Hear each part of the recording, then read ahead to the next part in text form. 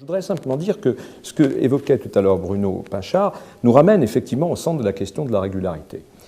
Il faut bien voir que l'Angleterre est un empire et que la franc-maçonnerie anglaise a été d'ailleurs, dès le début du XIXe siècle, un des moteurs de modelage intellectuel et moral de l'empire.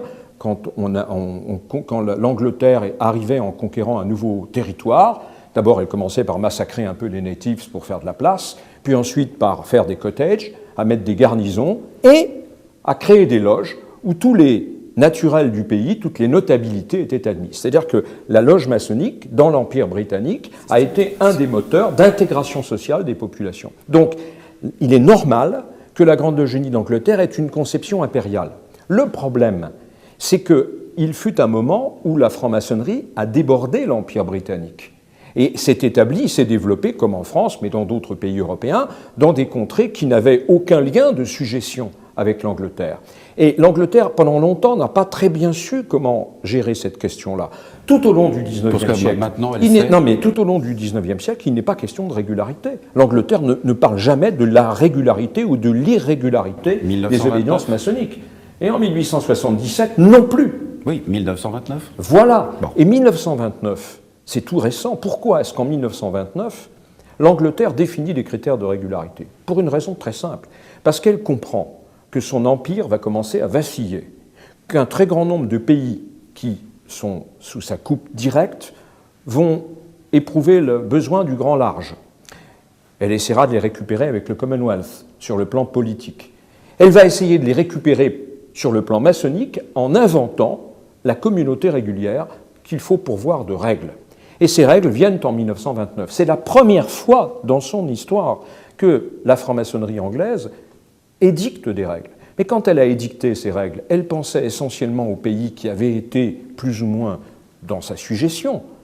Et il disait, vous allez devenir indépendant, très bien, mais vous allez continuer à faire de la maçonnerie comme avant. De la même manière que vous allez devenir indépendant, mais vous ferez toujours partie du Commonwealth. Ce sera différent, mais vous connaissez la fameuse formule, il faut que tout change pour que rien ne change.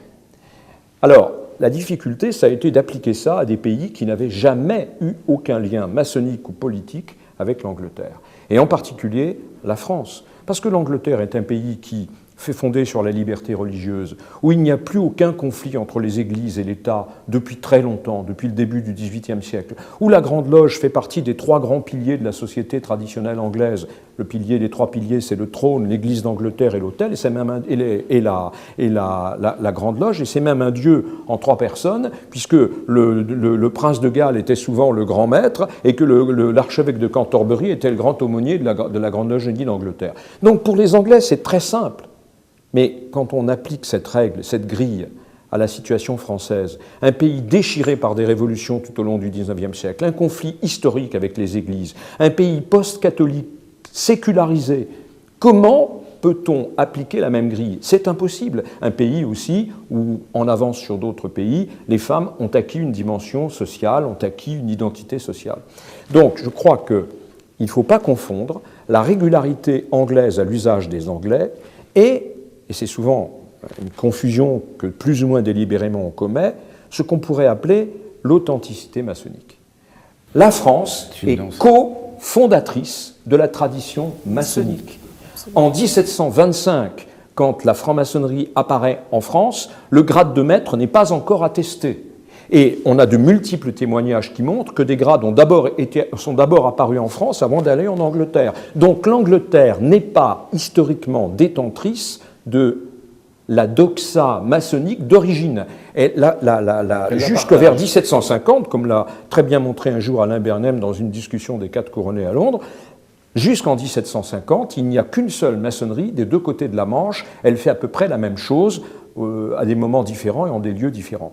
Donc, si on revient à ce modèle-là, qui est un modèle multipolaire, on peut comprendre qu'il y a une maçonnerie qui respecte un certain nombre de règles et d'autres maçonneries qui, parce qu'elle est née dans un contexte et qu'elle a eu une histoire différente, respectent des règles différentes.